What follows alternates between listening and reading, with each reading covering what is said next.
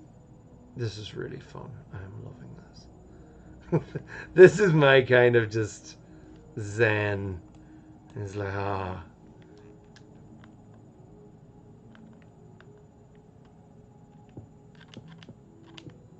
I like just working out what each one looks like. How they look. Let's see what it looks like from ground level. Yeah, that's pretty good there. Okay. Let's see. I'm gonna.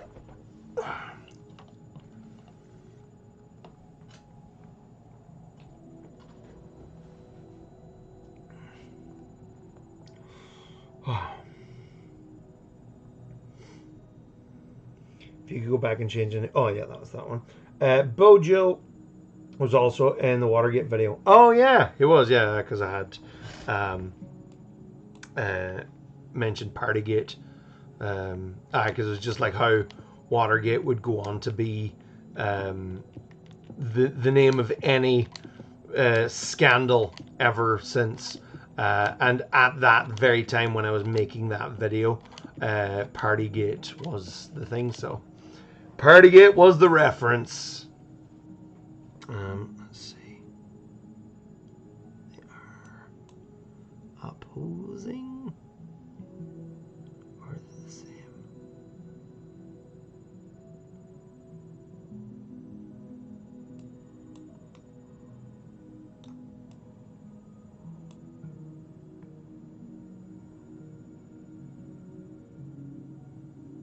I think they're the same. Okay. So, once I had a piece of cheese and it was very good. Boris Johnson, good for you. I beg people not to vote Brexit. I use plain, simple English. I oversimplified the facts and so much more. Yeah, I know it's, and hindsight is 2020. Thank God they're out of power now, but Labour have one hell of a challenge ahead of them, fixing over a decade of damage. I mean, like, Labour have, like, that election was just such a mess because, like, Labour have moved so much to the right. Like, what is the point of a Labour party? Like, what's the point of a centre right-wing Labour Party? I've said the same thing about the Irish Labour Party as well. Like, the Irish Labour Party just lost its identity when it stopped caring about the working class and started worrying more about the middle class, you know. And it's so frustrating. And I mean, you know, they'll claim, unions and blah, and it's like, lads, go on, just help people live, you know. I don't know what to do sometimes. We have another super chat. Thank you so much. A while back, my friends and I had Tom and Jerry marathons. Is there a Maniman drawings of the cat and mouse duo?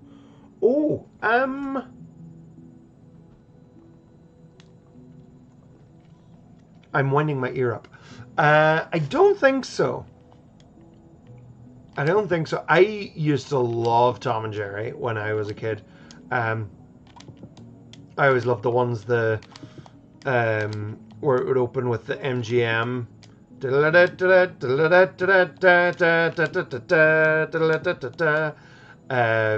And he's like, meow, meow. I love that. That's very funny. All sorts of chaos in those shows. But yeah, they were great. Oh, you couldn't get away with making those now. It's like, no. Like, but it's fine. Times change. Like, get over it. You don't make them like this anymore. It's like, no, they don't. Like, they don't. And that's okay. Oh, can I? Oh. Oh, that's nifty.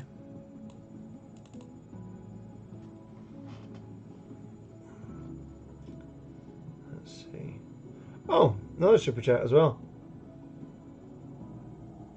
Look up FBI and Filiberto Ojeda Rios, September 2005. Okay. FBI Filiberto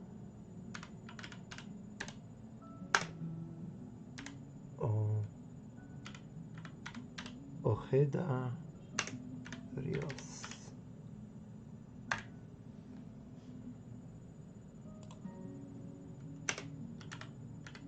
So,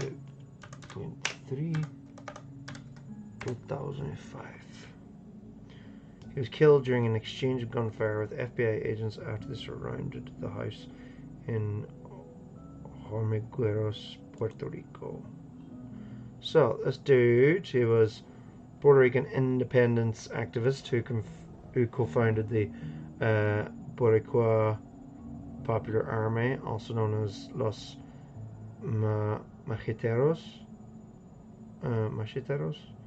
and its predecessor, the Fuerzas Armadas de Liberación Nacional Puertorriqueña. In 1990, Ojeda Rios became a fugitive of the FBI, wanted for his role in 1983 Aguilla Blanca heist as well as bail bond default. And he was killed during an exchange of gunfire with FBI agents after they surrounded the house. The FBI operation was questioned by local Puerto Rican authorities as well as international organizations. The killing of Ojeda Rios resonated throughout the Puerto Rican community around the world in response to questions raised. I'm just reading the Wikipedia, by the way, in case you hadn't already guessed. The killing of Ojeda residents in response to questions raised in media accounts and by public officials in the Commonwealth of Puerto Rico.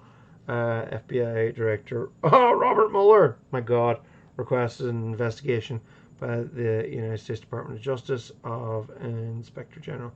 The resulting report concluded that the FBI agents' use of force in Ojeda's operation did not violate the Department of Justice deadly force policy.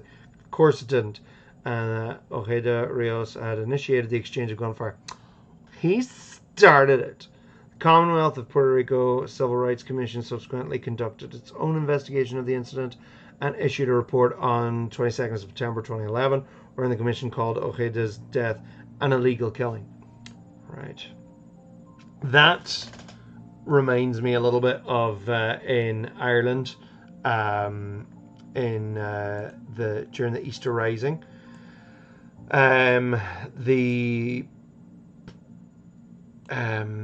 What do you call it? Oh, what do you call him now? Sorry, I'm distracting myself here. Thomas Kent, who he was a known IRA man in Cork. Am I saying the right name? It's Thomas Kent. It's Thomas Kent. Thomas Kent was.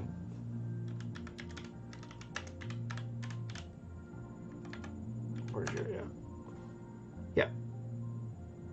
Yes, yeah. So Thomas Kent, he was a known IRA man, known to British authorities. Oh, wait a minute. But when the fighting of the Easter Rising broke out,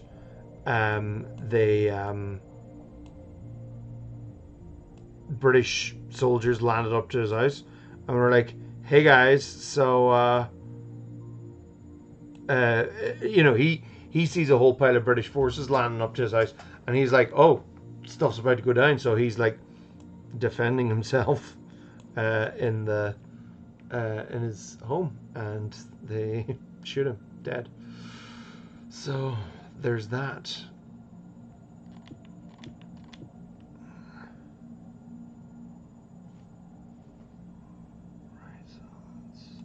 I'm sorry, no, they didn't shoot him dead. Sorry, I'm distracted here. I'm working out the correct level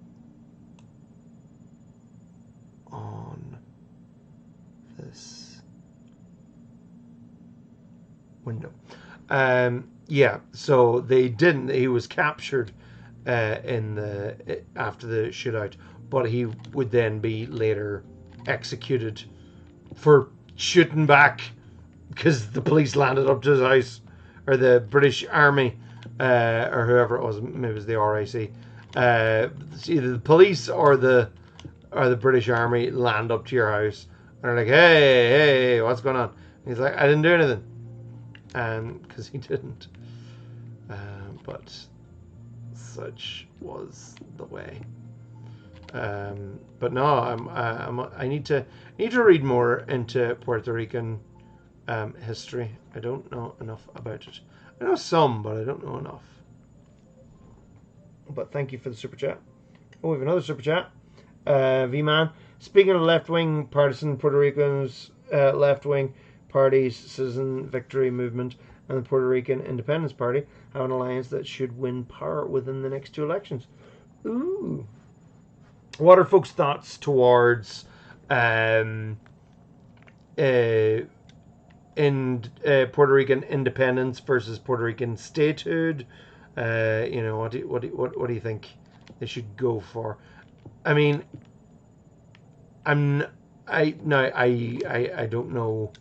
I don't know how it would all work. I'm not sure how well they would do economically outside of the US. That being said, they don't seem to be doing friggin' too well inside the US, so it's kind of better the devil you know than the devil you don't. I don't know. But that being said, I think it is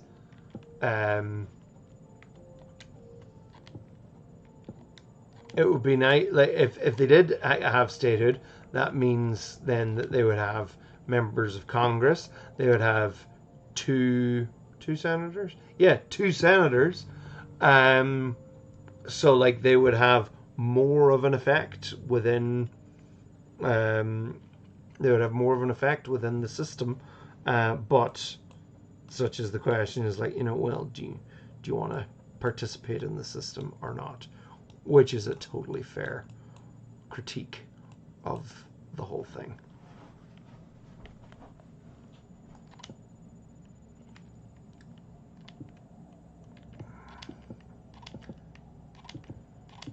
Also, they would get to vote for president. Oh, itchy nose. I'm probably going to finish up soon. I think I might finish all these windows, and then I'll finish up. But, guys, thank you so much for all the super chats. It's very, very kind of you. Old Tom and Jerry still holds up, aside from the racist stereotypes here and there. I mean, you'll get that in every old animation. Like, so much old animation has its roots in very problematic places. I mean, even something simple like Mickey Mouse's gloves is like is a remnant of kind of minstrel shows. It's that same kind of vibe, which ain't a good look. But I've actually been so with my son, he's like 1.5.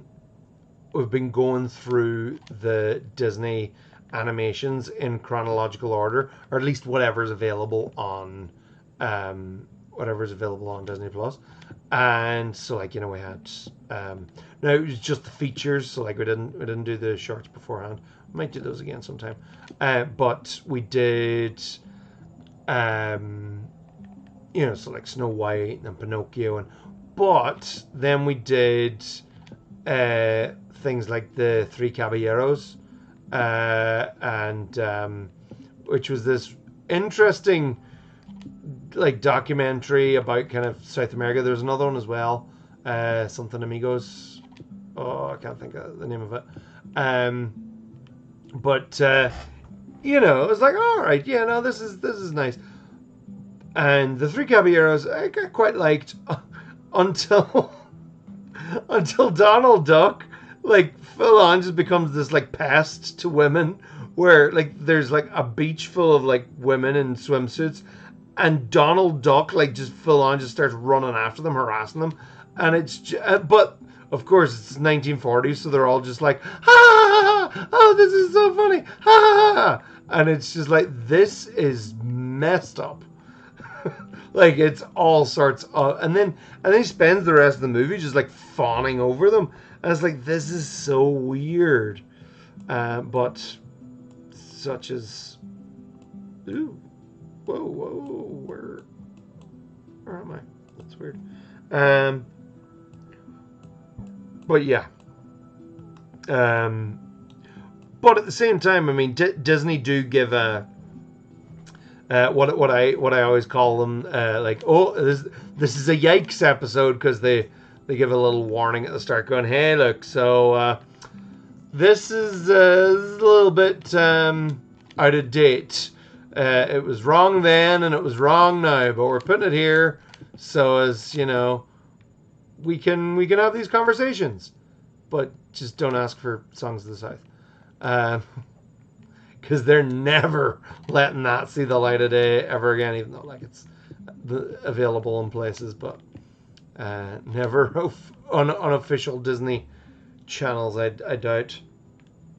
Zippity doo dah, zippity a. Let's see.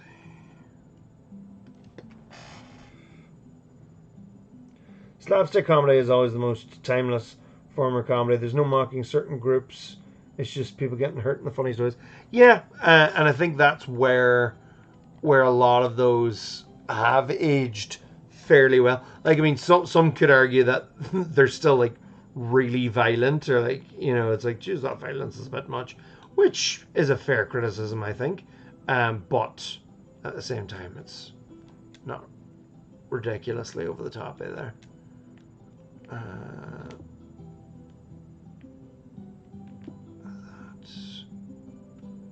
No, it needs to be closer.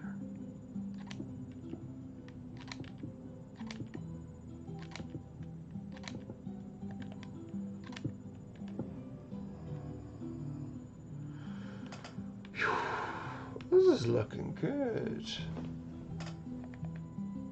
It'll be interesting to like do the inside of it to see if all the windows match where they should be. That's going to be a fun challenge.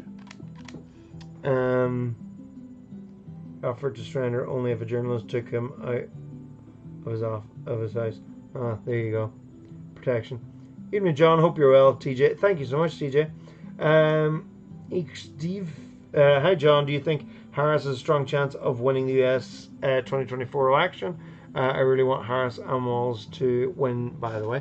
Yeah, I think she has a much better chance than what Biden was having, because everyone was like basically calling that, you know, as a foregone conclusion, where Biden had just, particularly after that debate, I do kind of love there's a bit of a conspiracy theory, which wouldn't surprise me if there was some very clever political strategy at play in this. But some have suggested that the whole Biden campaign, like, purposely kind of pushed for Biden for so long, only to then do a kind of a last minute switcheroo with Kamala, just so that the, what do you call it? So that the, who do you call them? So that the Trump campaign like would spend all of their time building a campaign against Biden, and then be completely blindsided by a full-on Harris campaign. I mean, cool if that's real, but if it's not as well, yeah, whatever. I think she does have a very good chance. I think she is very good for a lot of things. But there are some people who will struggle with her ongoing insistence of standing by Israel, and I would not blame them for it.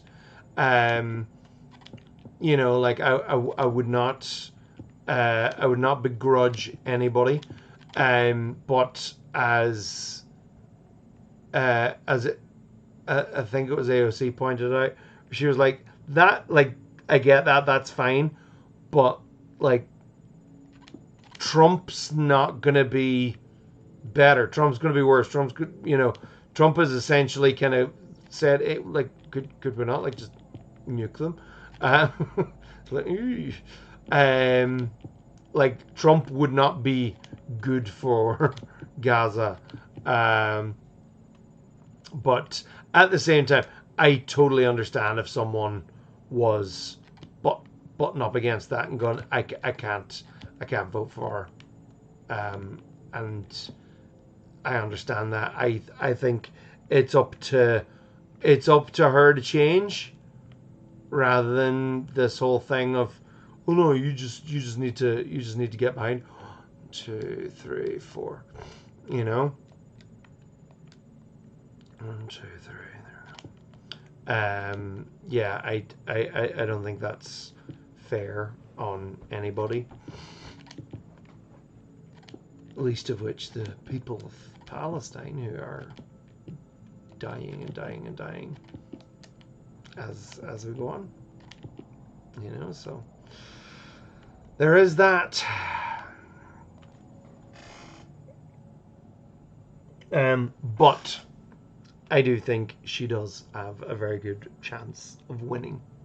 And I will be, for the most part, happy and relieved to see that. But, she has huge work to do. And if it's more of the same on Israel, then I'll be very, very quickly,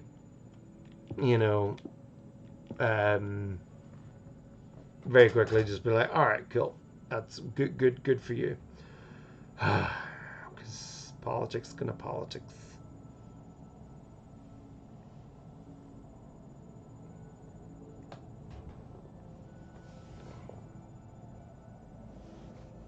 Read war against all Puerto Rican. Okay. I don't have sufficient knowledge for a good standpoint, but it seems like a lot of Puerto Rican people want statehood. Yeah, I've heard kind of ideas in that. Nobody's doing well in the US at the minute, to be fair. There's a handful of billionaires who are doing really well. I hate to harp on about it, but they're doing really well. And they have governments in their pockets. And the more money you have, the more of a say that you have in politics. And so money needs to come out of politics, because it's destroying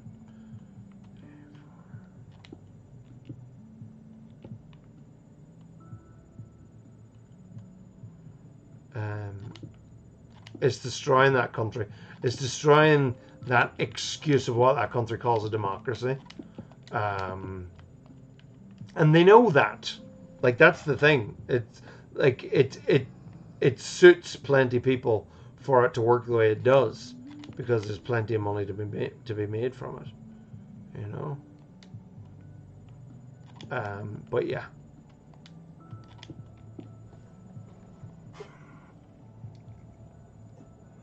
Independence is rising. It depends on who fixes proportional representation.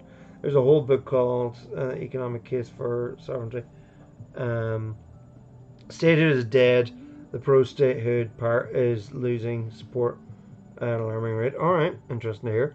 It's nice chilling here. I'm glad. I'm enjoying chilling here too. I'm enjoying, even a Minecraft in, chatting history and politics and venting a little bit about my frustrations with the YouTube algorithm.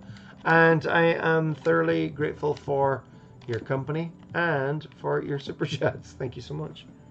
Oh, yeah, way Windows X mapping. Thank you so much. Also, I've missed you having the TARDIS in the background.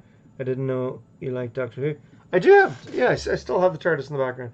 Or I missed, as in, yeah, it's still there. It's funny. I would consider myself to be a Doctor Who fan.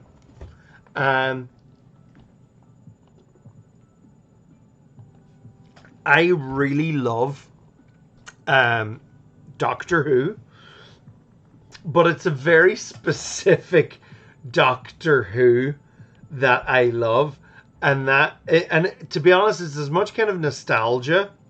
Like, I was in college when I saw these, and I just have a very special place in my heart for them. But basically, season 2, no, sorry, not even season 2. Like, I've seen more or less a good chunk of season 1. But then basically all of season 3 and all of season 4 I love, and I have a very special place in my heart for.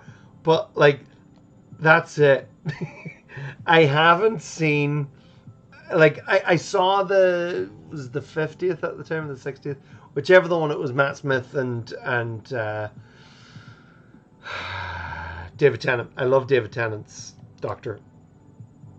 And yeah, so I have a very limited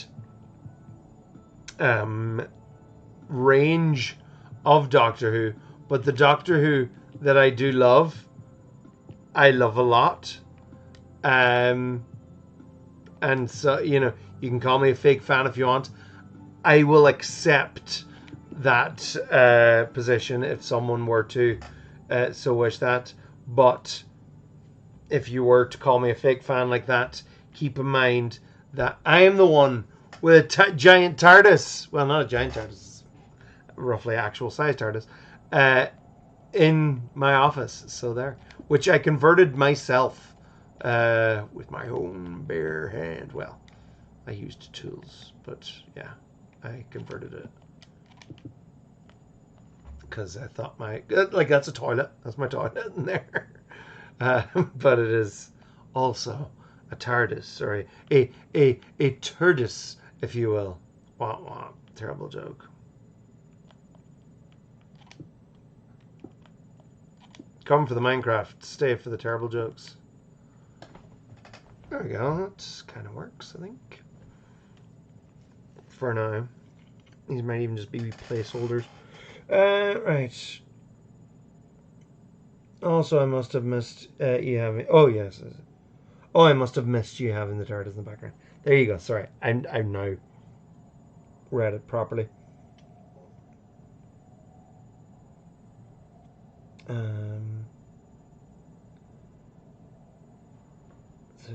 he wants to learn when he has time. Yeah, exactly. I'll get reading about Puerto Rico later as well. Time for me to leave. Oh, Ghost Tracker, thank you so much. Bye-bye. Harris was the younger vote. Has the younger vote, the female vote, and the black vote. So she has a very strong chance to win. She has to win. If Trump wins, we're all banjaxed. Yeah. Like, that's... I do think that's the long and the short of it. Like there are some people who are like, oh, you're just fear mongering, and it's like, no, actually, like a Trump victory is like actually fairly dire in the stakes, and yeah, it's frustrating that is the case, but that is the case. So let's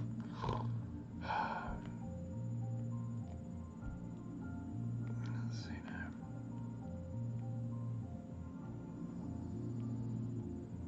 don't know if you can hear my pup is vocalizing how chill he is in there. He's lying over on the couch. He's a very chill little pup.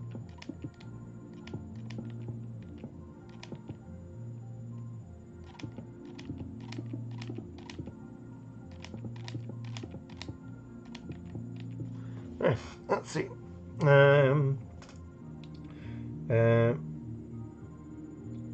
Pick you poison moment. If it was up to me, the mission would be to keep Trump out at all costs. Exactly. Yeah, and that's, I think that's what a lot of people are kind of saying. You know, it's like, and I hate to say it, you know, it's like, regardless of the like horrendous genocide that's going on in Gaza, it's like Trump needs to be kept out of the White House. Simple as. And again, like going back to what I was saying earlier, you know, I was kind of saying like I don't like to be fatalist, and I think just go, oh well, none of them's going to be good. I was like, I mean, sure, but like, I think Kamala, in the long run, like, a big problem with the whole unequivocal, no, we're standing by Israel, is unfortunately AIPAC, basically the Israeli lobby in America, and they have a lot of power, and they have a lot of money, and they have a lot of ability to back political opponents. If they're like, hey, look, no, you're not doing it for us, so we'll back your opponents and make sure you don't get elected because you're not backing Israel. Like, they're a very powerful lobby. No, I'm not suggesting that that's the sole reason. I think the whole oh, this is looking good. I think the whole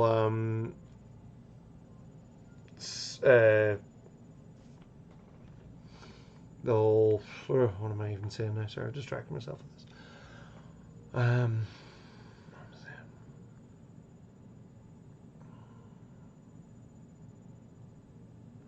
I've completely distracted myself. Oh yeah, the how deep in Zionism the Democrats, and indeed like so much of American politics is. You know, like Kamala may very well say a lot of that stuff with or without the approval or goading of AIPAC, who's to know. But I think particularly the likes of AOC, who has also like kind of said, you know, things of, you know, what's her name, Kamala is working tirelessly to get a ceasefire. It's like, do you know what's great for getting a ceasefire? Stop giving them weapons. Like, just stop arming them. But, you know, there's money to be made from that, and it's the military-industrial complex right there. But, hey, America's gonna America, apparently. Let's see.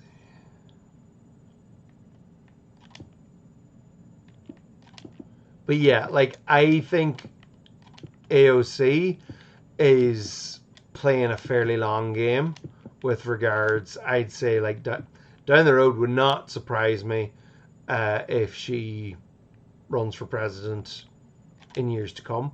All going well. Like, I think she's fantastic. I think she's great. I think she's exactly what the country needs. And they need more people of that age. And it's hilarious because she's the same age as me. But, you know, a younger generation who just understands the struggles of millennials and and ultimately even younger again, you know, and it's just mad. It's just mad.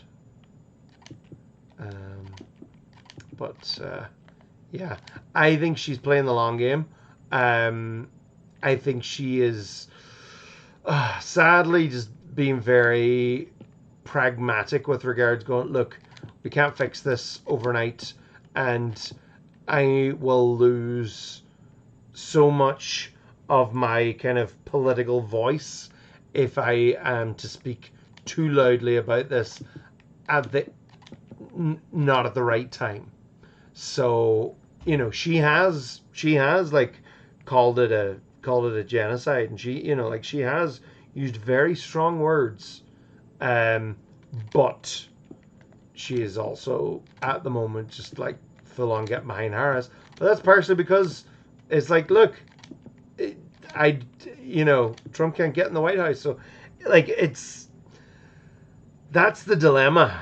That's the dilemma that so many people are in. Is just this.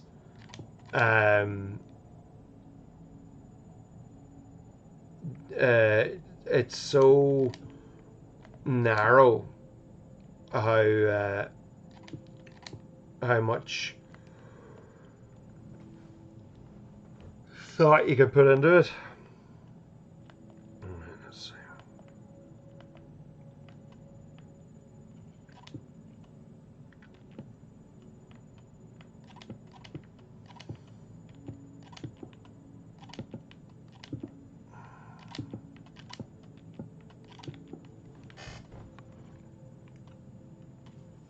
Yeah, let's see.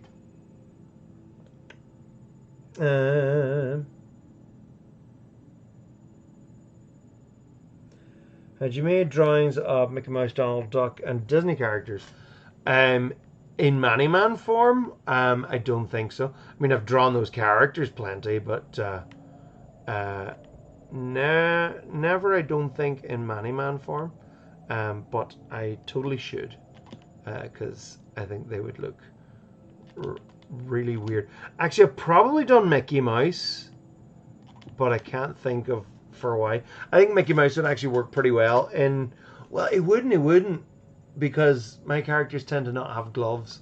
Although yeah, the whole hands and feet thing has been a tricky one in more recent years, partially down to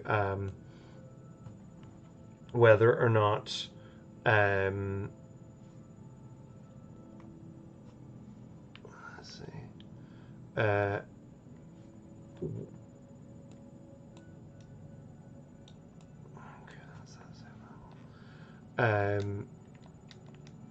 whether or not future characters are going to wear gloves or not, or have any kind of hands. Because I mean, part of the whole kind of aesthetic of Man is just not having hands, or at least if they do have hands and feet, they're so tiny that you can't really see them.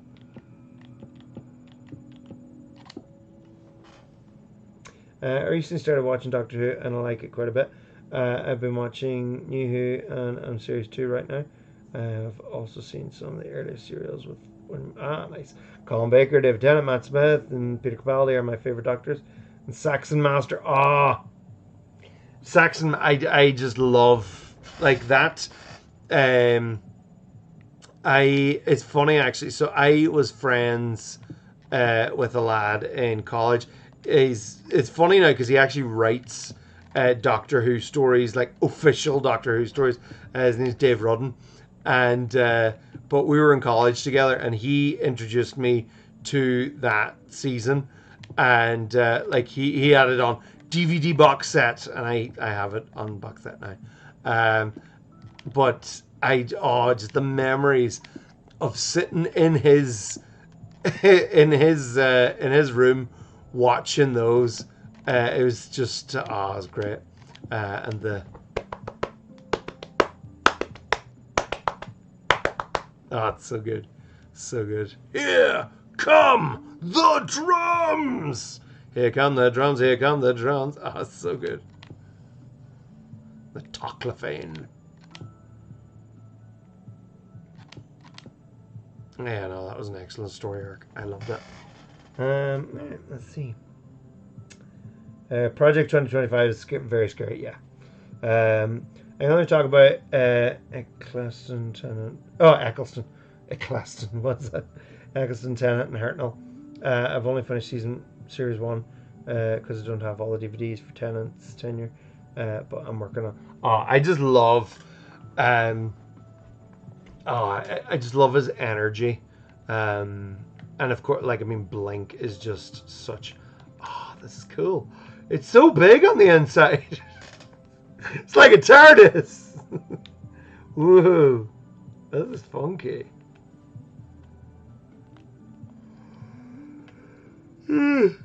Excuse me, folks. My goodness. Tennant is definitely growing on me. Yeah. I love Eccleston. Eccleston's great. Apparently, though, he had a tough time working on season 1. And yeah, I think he talks about, like, he was like the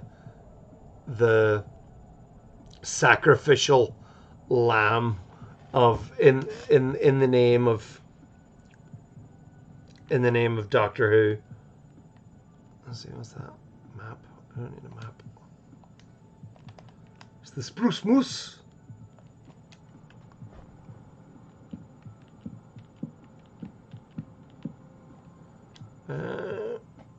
I'll build the rest of that later, but it's just for there. Yeah, I think I've got one more side to do. Yeah, there were a lot of, like, serious teething problems in the early, in the very first season, and yeah. Ooh. Eccleston got the brunt, I think, of some of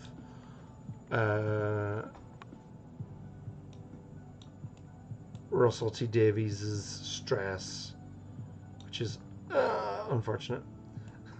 I'm making some really weird signs here. Basically, I'm working off.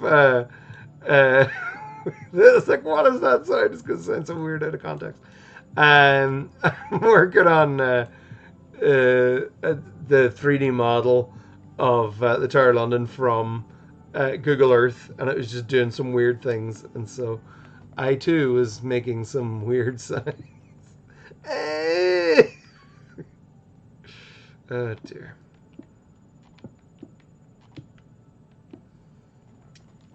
Yeah, round edges are something that Minecraft does not excel in, unfortunately.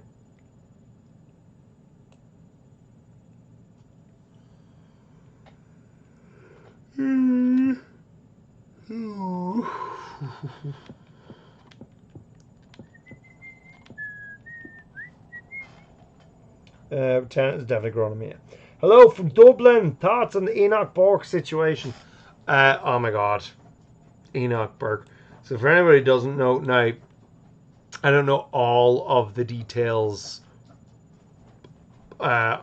completely, but basically he's a former secondary school teacher who was, like, full on refusing to use I'm not sure, was it specifically correct pronouns or like correct or like a correct name for students, but he, like, full on was just kicking up a fuss and be like, no, this is, like, freedom of speech. I should not have pronouns forced on me, and so he was fired from his job, as far as I know. But he kept showing up, and they were like, dude, you don't work here anymore, go away. He doesn't even go here. And but he insisted, and so they're like, right, well, gotta admit, this is super weird, this dude insisting on being around these teenagers. So yeah, no, he was jailed. So that's fun. Right. What am I doing here? How am I going to do this?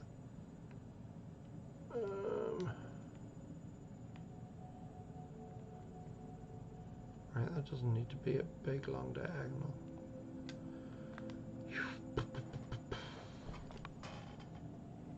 But yeah, no, I think he needs to like grow up. I think any transphobe needs to grow up and just go, why? Like, why? You know, it's just people trying to live their lives. Why do you need to insist on A, making it about you, B, making someone else's life miserable because you can't be bothered to take the time to understand what it's all about? You know, but that's just not what I know. Tough.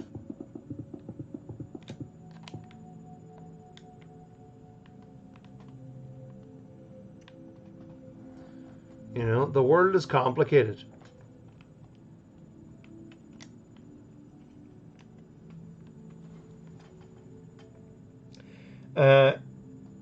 Truckanero, you're going to go to bed. In fairness, yeah, it's midnight here. I should probably go to bed soon too. But yeah, thank you so much for popping in. I'm concerned, though, that even if Trump loses, he'll just cause another January 6th. That's even worse. And he'll just get away with it and run again 2028. I mean, if he lives to 2028, he'll be doing really well. I have to give him that. I think with regards, I'd say there's going to be a huge just security presence at in Washington for January 6th. So I doubt. Well, no, not that I doubt that he would try it. He will absolutely try it, but I doubt he'd be able to actually pull it off this time. That being said,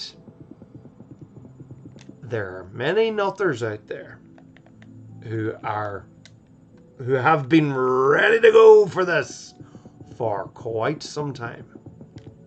So watch this space, I suppose.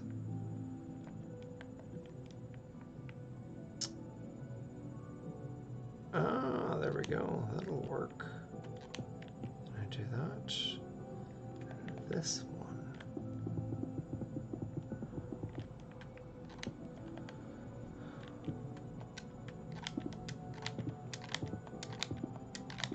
Alright, what else we got? Feels like Kenna's just been kicked down the road. Possibly, but and again, and I say this in my later script because like I have the all the scripts of the new upcoming election. Like I have a whole pile of the maps already done. I just have a bunch of the animation to do, which is why I'm kind of confident I should be able to get a lot of them out within good time before the election / before the inauguration. But I do say, I was like, never underestimate Trump. You know, Trump is at his most powerful and effective when he is being underestimated. You know, that's what happened in 2016, you know, is everybody was like, Trump, he'll never get anywhere, you know, like it was a joke until it wasn't. Like it was a joke until it wasn't. People really need to not underestimate. Like there's one You know, it's like, it won't last the first 6 months. He won't last the first year. He won't last the first 2 years. And like, you know, we were just in complete denial. There's a really, really cringy series, cringy now, but just in hindsight, given that absolutely friggin' nothing happened. But it was Keith Olbermann, The Resistance, and I watched it at the time, just in a way of, oh yeah, Trump's not going to last. Trump's not going to last, and it was this classic kind of liberal. Oh well, this is what Trump's done now. I'm Keith Olbermann. This is The Resistance, and it was just like, basically, the series kind of ended because I think they were like, just, what's the word? They were kind of quietly realizing, shit, he's not going anywhere. Quietly realizing that he's like, oh, he's not going anywhere, and so we're just gonna have to call it and finish the series. And so he kind of just does oh well, by the time you're watching this, oh, we all know what's probably gonna happen. Oh, and it was just like, no, that dude was untouchable. You know, they tried to impeach him twice. You know, one for a dodgy phone call with Vladimir Zelensky, one for literally instigating an insurrection, and they couldn't get him. Like, oh.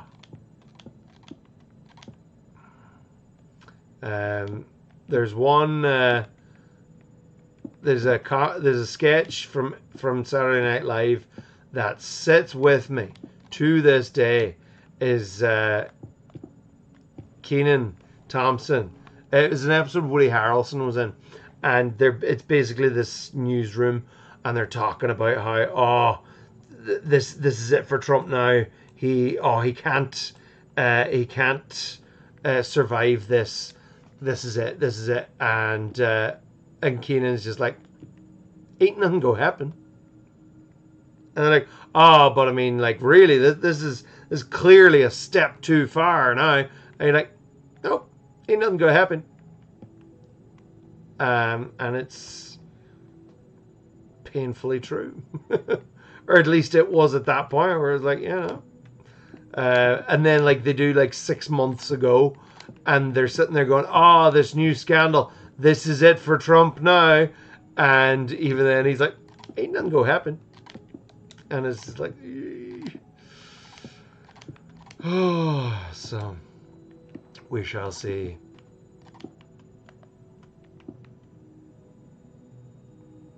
Yeah, looks good there. Ooh, thank you for another super chat. Trump is so pathetic he is airing ads in his Republican safe backyard of West Palm Beach to make himself feel better. The guy is having a meltdown. Yeah, like he doesn't know what to do with Kamala. And the fact that he seems to be running scared from debating her, I think, is very telling. But it's also just pathetic, you know, because he knows that she can show him up for the disaster that he is. You know, he knows that she has the the capacity and the friggin' will to show him up. Like, Sleepy Joe couldn't do that because Sleepy Joe was too busy, like, falling for every single friggin' trap that Trump was laying for him, where he has him sitting there going, well, I'll take you out on the golf. Oh, if you can carry your own bag. It's like, dude, that golf is not impressive for the vast majority of the planet. Like, policy. Shut up about golf. I'm sorry. My biggest apologies to my Caldwell cousins. If you're watching, I'm so sorry for that. But you know, it's the truth. Let's see.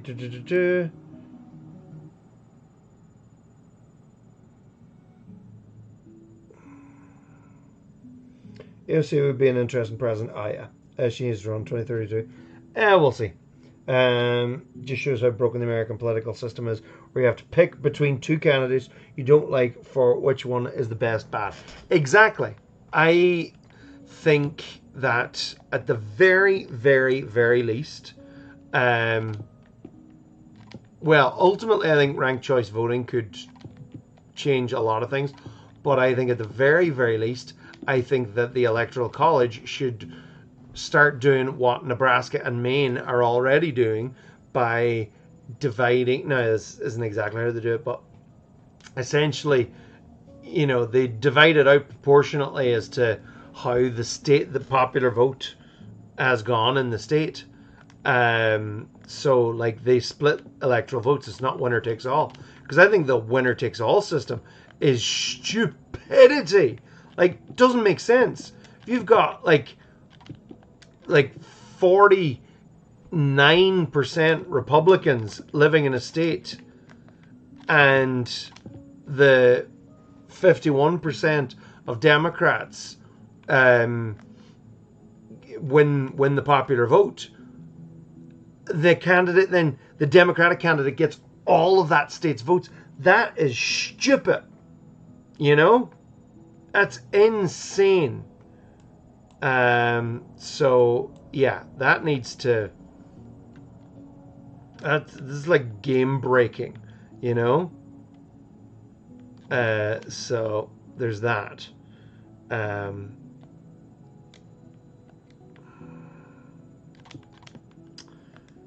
Right. Let's see now.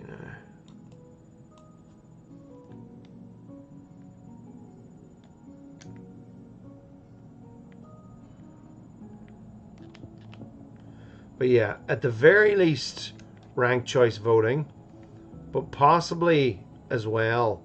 Well, I think ranked choice voting would actually help essentially end, like it could actually end the two-party system, because then all of a sudden now you'd have people going, right, well, I want my favorite guy to get in, but if he doesn't get in, I want her to get in, or whatever way you want to do it. And it's,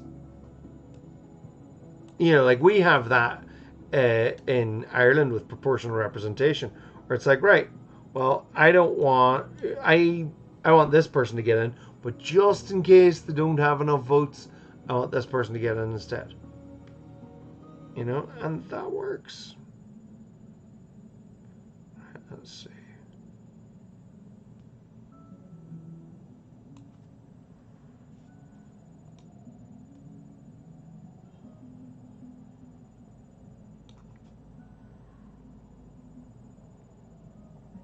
Aha, that's why.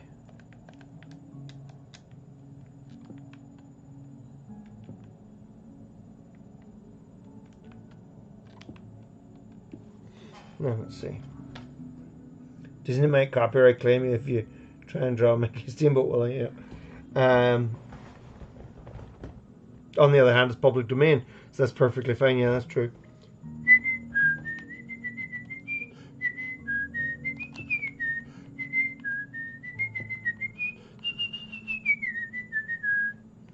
Or copyright claim me for that.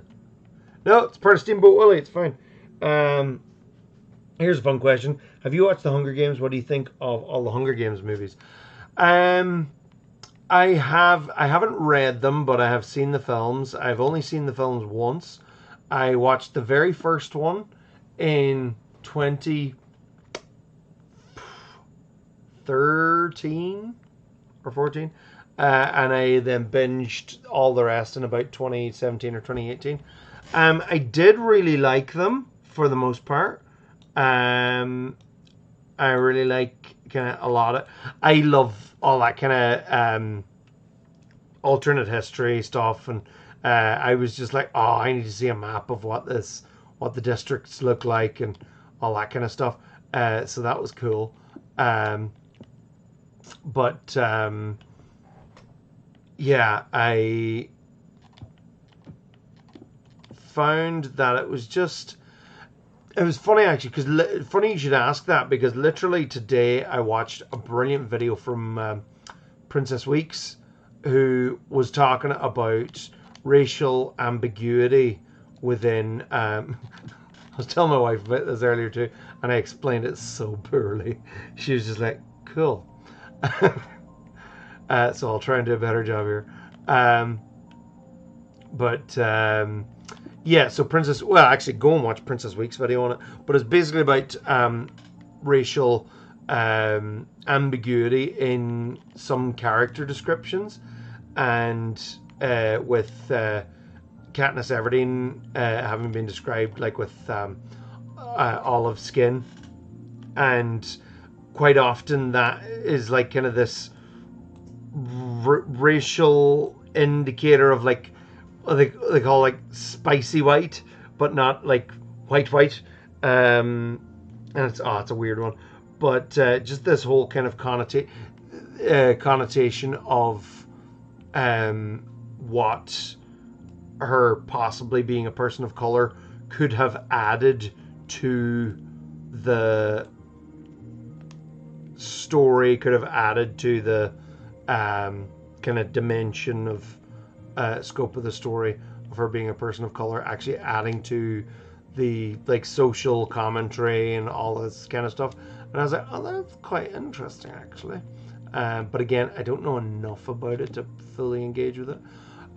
Some things that I did like, I did like, and I think she captured it very well, because the writer of Hunger Games, I don't know the name off the top of my head, but I know her inspiration for the Hunger Games was during the 2000s. She was like flicking through TV, and there was like some there's like some award show with all these celebrities on it, and then and then she flicked over to the next channel, and it was like the war in Iraq. And she was just like, what is this world that we live in? This is insane.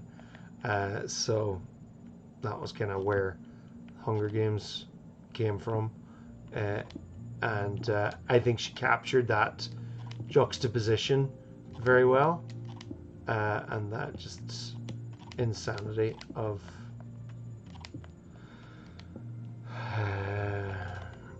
what are we doing here? What is this?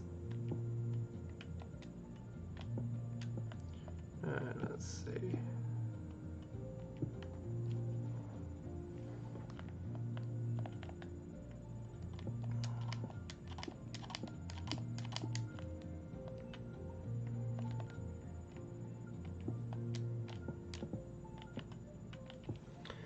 Right. Puerto Rico independence. The youth demographic leans heavily towards independence.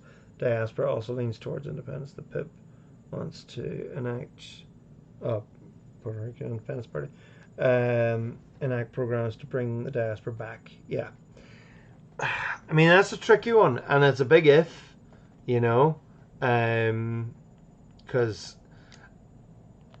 like there is one thing of being home and kind of wanting home, but the problem is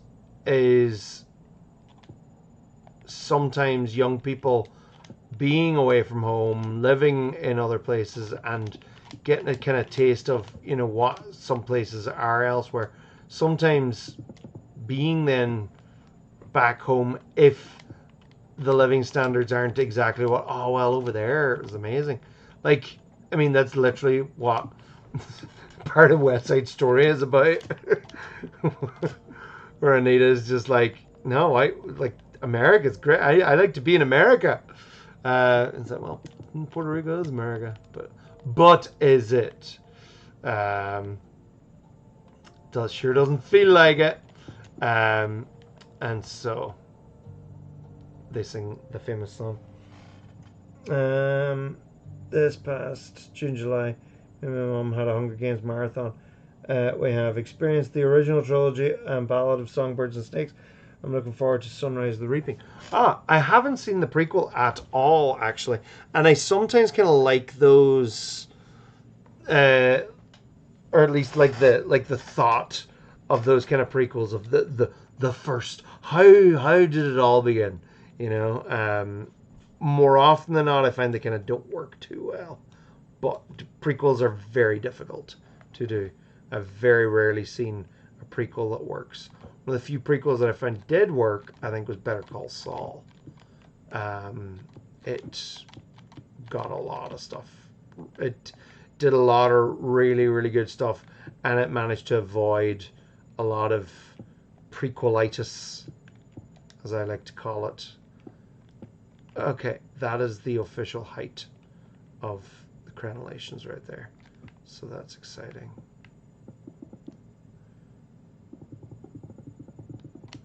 That's a satisfying sound.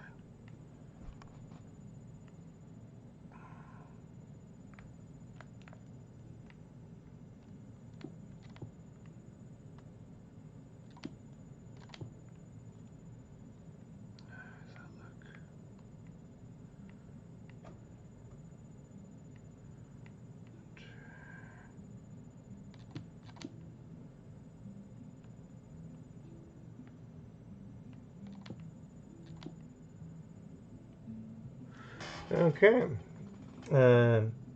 Trumps. Alright, I'm gonna hit the sack.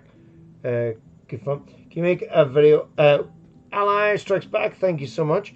You make a video on the Mexican American War? Yeah, it's definitely on the list.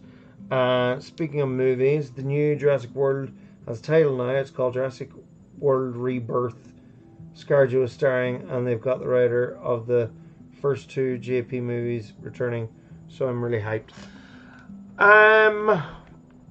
So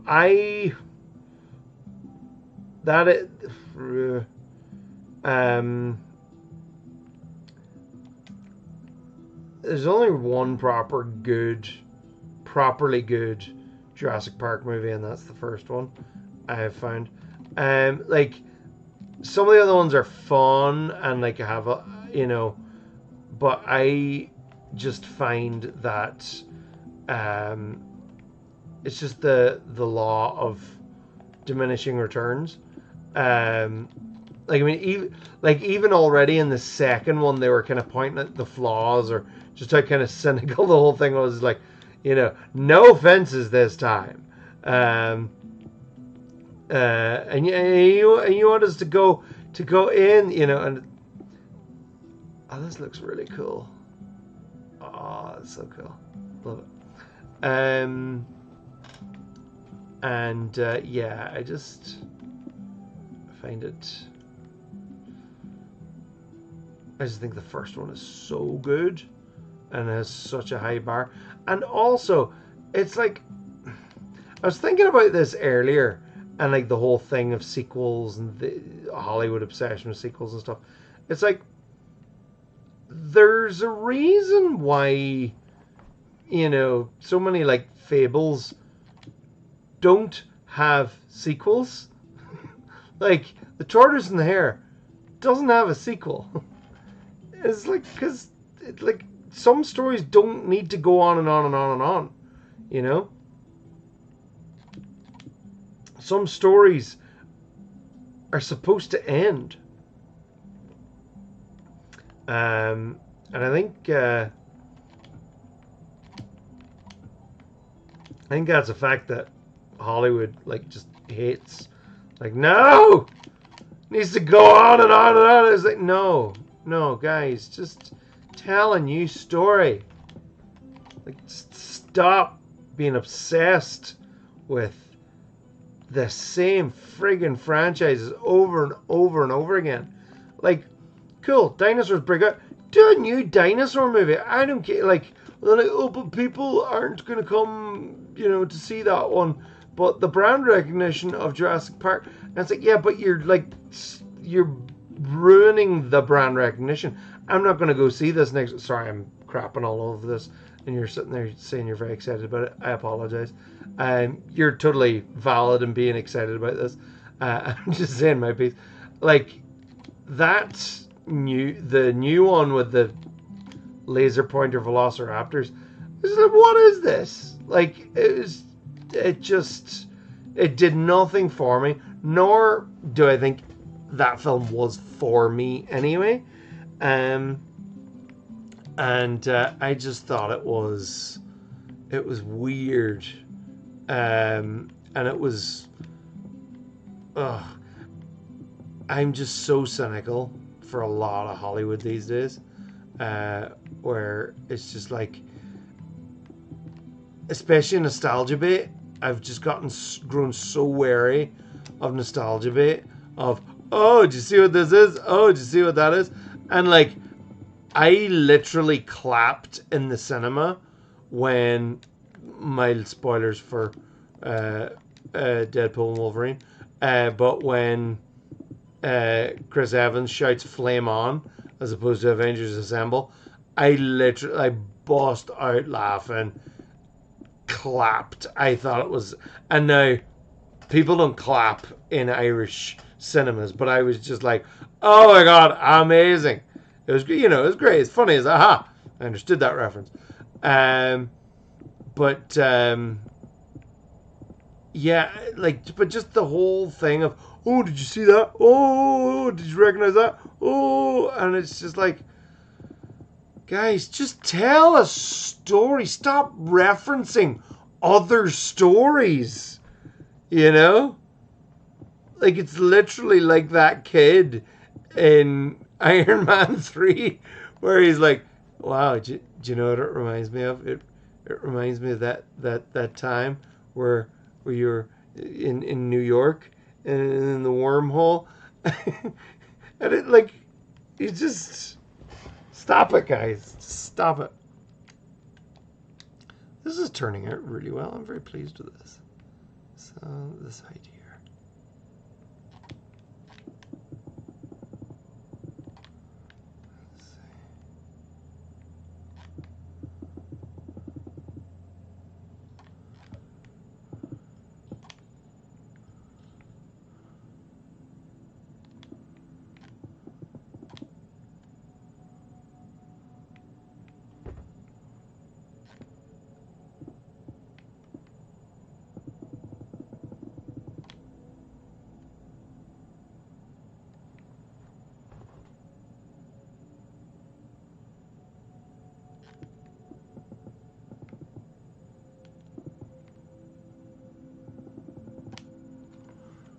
Okay. This is so satisfying. Anyway, we're nearly finished now anyway. I'm a big JP sequel defender. I just love the second one and First World movie. 3 I know is kind of bad, but I love it anyway. Like, don't get me wrong. Like, they're all thoroughly watchable. And each film has at least one excellent sequence. So like when I was a kid, I loved Jurassic World. Growing up, I think not Jurassic World, The Lost World. I think out of all the sequels, it's probably the best of them because it still has some of the DNA of the first one in it. Whereas everything after that, and that's including Jurassic Park 3, have just been, cynical, cash grabby kind of films. Well, it's funny actually because with, I remember years ago, like long before Jurassic World was announced, that there was a script floating around Hollywood, and the rumor was that the plot of Jurassic Park 4 actually involved training velociraptors to be soldiers. And I was like, what? That's ridiculous. It turns out that was a really old plot point that they'd like kept and held on to. And we're like, we're gonna make this work. I was like, all right, okay. But like, I thought the Fallen Kingdom was the one with the the one where the island blows up and they have the big stupid auction. That one was fine. And then the last one, yeah, with the laser pointer velociraptors, just stupidity. Yeah, couldn't watch them anymore. And it was like, oh look, it's Dodson, we got Dodson here, and it, see, nobody cares. Like that was just how cynical I was towards that. I was like, oh my god, like, oh, and giant bugs, giant locusts, that was great. I thought, aren't there supposed to be dinosaurs in your dinosaur movie? Hello. Yes, like I can quote that first film off by heart. Friggin' love it. All major theme parks have delays. When Pirates of the Caribbean broke down in when Disneyland opened up in 1956, which it didn't, John. It opened in 1955. But when Disneyland opened up in 1956, well, nothing worked. Yeah, but John, when Pirates of the Caribbean breaks down, the pirates don't eat the tourists. Ah, great film. I got that on videotape for my 6th birthday, and I loved it so much. Right, let's see. Fallen Kingdom had some decent ideas and was shot well, but was overall a mess. And less said about Dominion, the better. Yeah. I mean, the thing that I didn't get about Dominion, like, it was just the basic kind of world building of it all, where they're like, oh, hold on.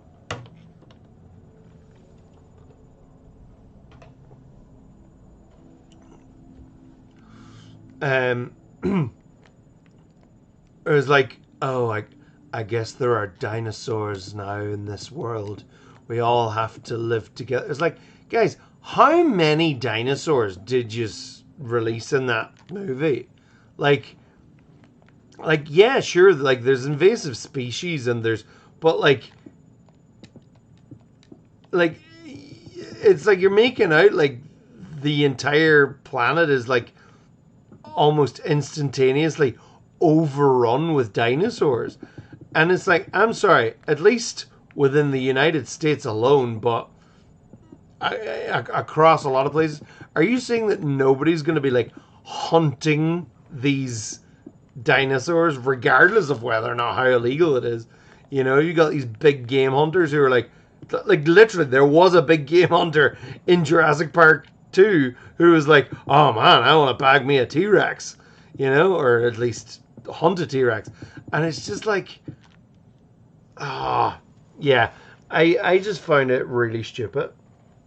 I found my dinosaur cloning movie to be very stupid, so I'm really pleased with this. This has turned out well. Does that band go the whole way around? I think it does. Ooh.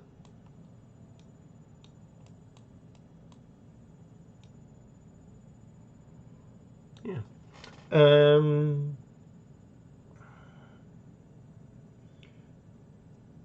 Yeah, Fallen Kingdom and Dominion didn't really need to exist, and they didn't really do anything new or interesting. I'll defend the first Jurassic World, though, seeing Park open again. Yeah, I did enjoy that, and I really, really appreciated seeing what appeared to be like the vision of John Hammond. I thought that was really cool to see that brought to life, and to see the river cruise and all these kind of different features. I was like, that's cool. I like this. The problem was it's kind of like The Force Awakens is like retroactively made worse, because it's like, cool, that was cool. What else you got? And then it's just rubbish. I was like, oh, okay, so you were going nowhere then. But no, I agree. I do enjoy Jurassic World, but it also has some interesting choices in it. Right. Nostalgia bit can be annoying, yeah. Flash and Jurassic World Dominion are prime examples of that. Oh man, I still haven't seen The Flash. Oh god. I'm kind of waiting for it to pop up on like Netflix and stuff and go, right, let's have some fun. But it can be done well, such as Deadpool. Yeah, Deadpool and Wolverine, Spider-Man No Way Home. Yeah, they did it well.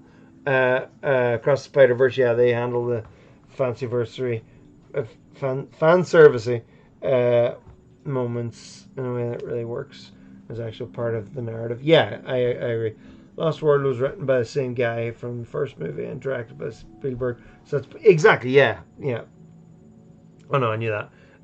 Yeah, there were plans to make a JP4 where they made human dinosaur hybrids.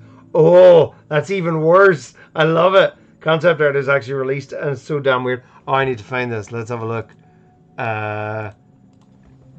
JP4 hybrid concept art.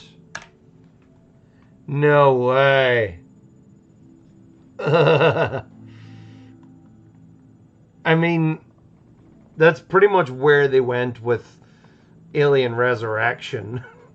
And it didn't go too well, so maybe they were like, anyway. Like literally just Google Jurassic Park. Yeah, that's only thing I liked in Dominion was the Cloud Dino.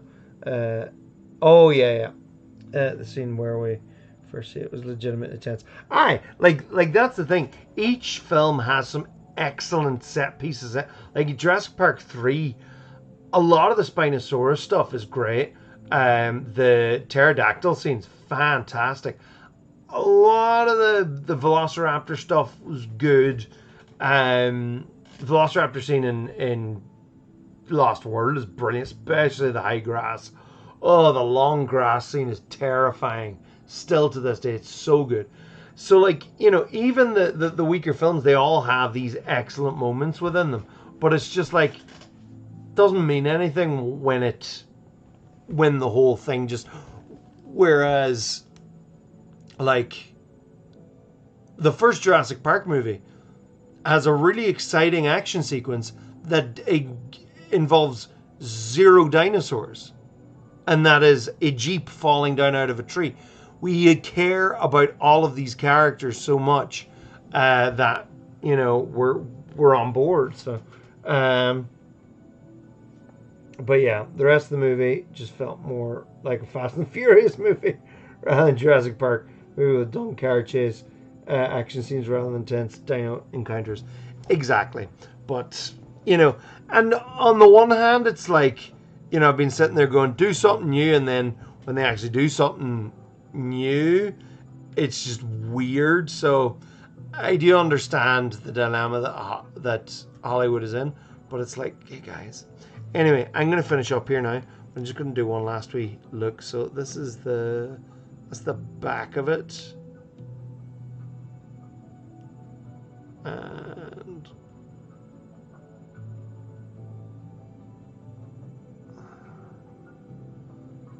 this is the front of it. Oh, this is cool. And then inside, for now, ooh, this is cool. Of course, this is not how they would have done it historically. They would have built it from the ground up and with the various walls inside, because obviously this is all collapsed and on top of itself. But you know that. Anyway, folks, it has been an absolute pleasure, as always. And I'm going to go to sleep because I'm tired.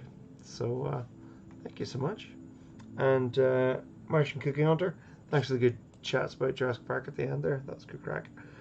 Okie dokie. Ciao, folks.